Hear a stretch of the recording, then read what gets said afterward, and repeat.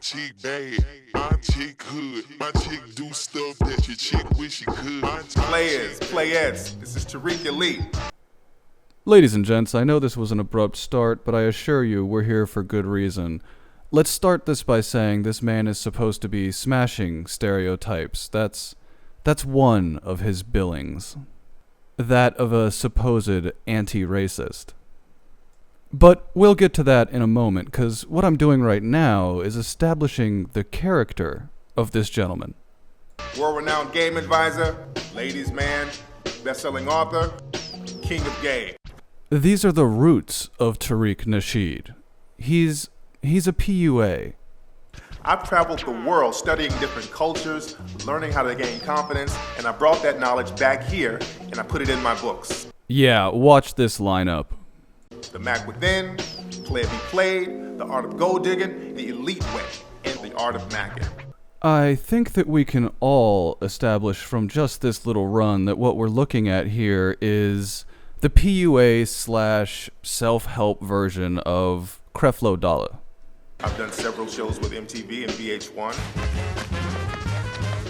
That's female repellent. Don't do that. Dating is like a sport. This is why men who have mastered the sport of dating are called players. And I want to teach guys like you how to be a player in the game. I think just from this brief exchange we can establish that this man is nothing but a glorified salesman, a promoter, a hype man for all intents and purposes. Beyond that, he is a prostitute-level self-promoter. For example, take his video game known as Moorish Kingdom. He has the gall to charge people $2.99 for this sack of shit, and from what I've read, the controls are essentially broken. And that's ignoring the fact that he named himself as the lead fucking character, like a complete lunatic. Further, I would invite you to check out his, movie? Horror movie? If you would be so kind as to call it that. Oh, written, produced, and directed by? Poor fucker wasn't even smart enough to spread out the blame. I actually sat down and watched the entire movie just last night simply because I couldn't stop myself. It's that bad. Mystery Science Theater would have had a field day with this, and frankly speaking, in today's climate, I don't think Riff Tracks will touch it. But beyond the low quality of the movie itself is the reviews. The reviews which were clearly paid for. Very clearly paid for, as they almost mandatorily mention his other series, the one that I think might be a little closer to his heart and soul. Or at least I'd like to believe that, because otherwise what he's doing is he's using the situation in America to exploit and make money off of insecure and unhappy African Americans in this country. And as example of where I first got this idea, I'll show you this.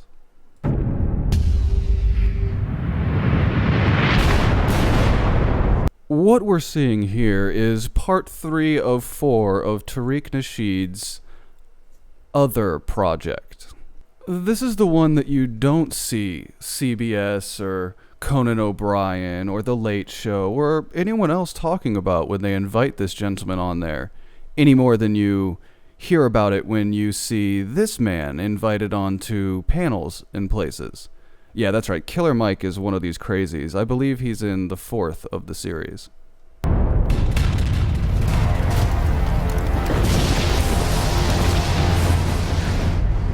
Everything in this documentary series is done with overly dramatic musical scores and imagery that doesn't fit the time era we live in, or anything else that they're talking about on some occasions just has emotional impact.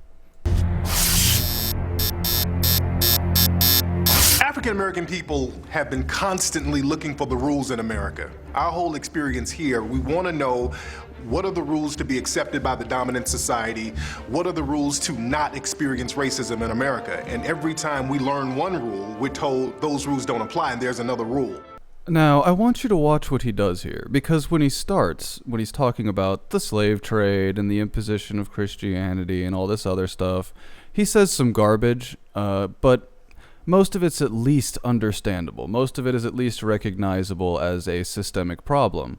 Hell, even up to and including the quote-unquote whites-only workers' unions, which did exist at the time, we're talking about actual functioning systemic problems. When African Americans were first dropped off from the slave ships, we said, okay, what do we need to do to be accepted by the dominant society? We were told, well, if you change your name from those African names, we'll accept you then. So African people said, okay, we'll change our names. Can we be accepted? They said, well, no, not quite, because now you're using that voodoo and that African religion. If you take on our religion, then we'll accept you. So black people said, well, that's not a problem. I mean, we're familiar with Christianity because we have a version of that in Africa. The whole European Jesus thing, that's a new thing for us. But if you'll accept us and you'll lay off the racism, no problem. We'll be better Christians than you. All that is territory that most people will agree is at least somewhat accurate. It may be another spin on that because Tariq can't talk without spinning, but at least it is an accurate depiction of history thus far. Well, now's where slip words and odd language start coming into play. I advise you keep an ear out. Can we be accepted? The dominant society said, well, no, not quite, because now that African voodoo is still there, so maybe if you weren't so lazy. You can see the cracks forming, despite the narrative being presented by the animation, as he just said the voodoo was still there and also you're lazy. Now he's just grasping for a connection between the past and now. We'll accept you. So black people said, okay, well, we're slaves. Nobody works harder than a slave. We pick all this cotton, we do all this work. Nobody works harder than us. Can we be accepted? Well, yes, as economically deprived sharecroppers like the rest of the poor. So the dominant society said, well, no, because now slavery is over and we don't need your work no more. Which is why so many slaves stayed on as sharecroppers, because they no longer needed their labor. So black people said, okay, well, how about hiring us since we have all the skills? The dominant society said, well, no, not quite, because we have white-only unions, so we don't need that. You see, this is where the bullshit starts, because in unskilled labor in these areas, the majority of the labor in many of these regions was black.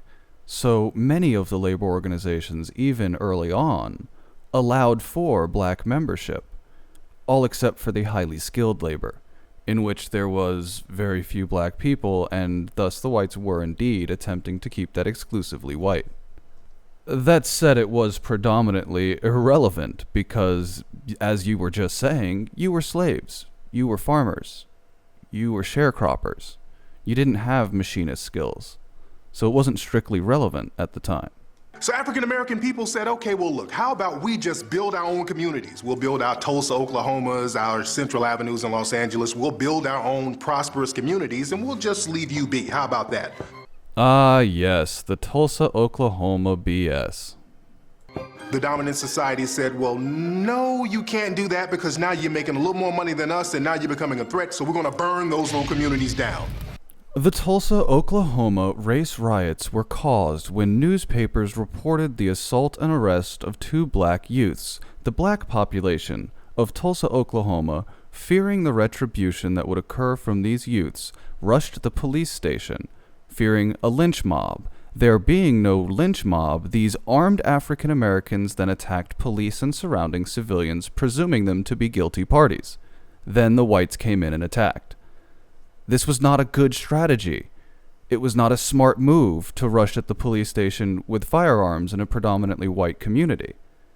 I'm sorry this happened, and some of the reports have been greatly exaggerated up to and including people dropping bombs from airplanes on Tulsa, Oklahoma. But these reports are completely unconfirmed and frankly a little ridiculous. That said, you're very clearly misrepresenting the actual motivations and the situation that occurred in Tulsa. So black people said, okay, how about this? We'll work for you, just hire us, we'll keep our heads up, we'll have dignity, will you accept us? The dominant society said, well, no, because you're being uppity now. We don't want uppity black folk. If this is the case and the KKK was such a problem, then why exactly is it that in 1954 there was less than 5% of an unemployment gap between the races? Whites sat at approximately 5% unemployment, blacks sat at approximately 9.9% unemployment. This was during the time of an active KKK. You would imagine that the disparity would be a little bit higher there, wouldn't you? Or maybe what you're doing here is just providing excuses for less fortunate members of your community, Tariq.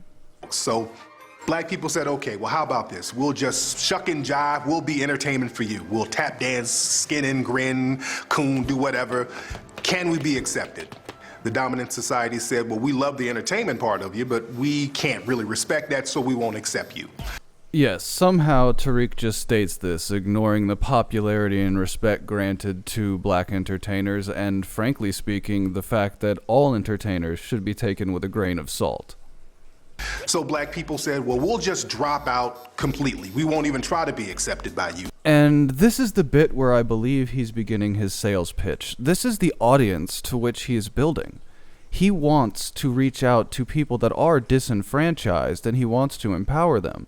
But he wants to give them an excuse for why they are the way they are today. And I don't think that's healthy.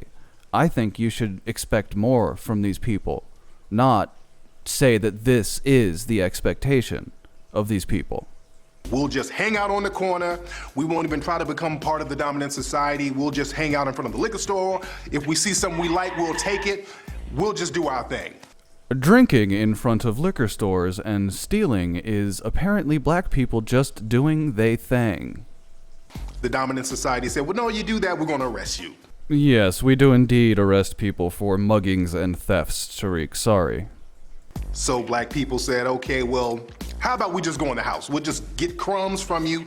We'll just stay in the house and watch TV because that way we can escape racism. But the thing is, when you look at television, what do you see? Negative image, negative image, negative image, negative image of African American people. This is something he contributed to, as we saw in the beginning, as he displayed himself as a stereotype of an African American man. Beyond that, he's actually worked with the companies MTV, VH1, and I believe even BET at times. These are organizations he condemns for these reasons. So the bottom line is there are no rules for the dominant society to accept black people as a whole. That's the slip word. That's the key here. That is the keystone to the entire argument, because the argument and the anger coming from a lot of the black community is a feeling of being left out and disenfranchisement, which is something everybody feels. This is something almost everybody on the outside looking in feels. It is not via race. It is simply via status in society. And yes, society has certain expectations of people, Tariq. It has expectations to accept everyone. You are the ones self-imposing this concept that there is an alternative to this known as blackness, and that demanding this behavior is whiteness or white supremacy. Demanding you simply integrate into society is not racism, Tariq. Stop being retarded. All the rules are there to keep you marginalized. And that brings us to rule number 1. Keep people confused as to what racism is. And on that dramatic music score, I think I'm done here. If any of you think that this was an overreaction or unnecessary, I sincerely invite you to procure yourself a copy of, frankly, any of the editions of the Hidden Color franchise. And if you can't, then I will leave a link in the description to a completely unassociated channel that sometime in the past may or may not have streamed all 4 of the Hidden Color franchises with commentary over them, and may or may not continue streaming odd documentaries and things, so there's that. My point here, and in conclusion, is that I don't think Tariq even necessarily believes the things he's saying.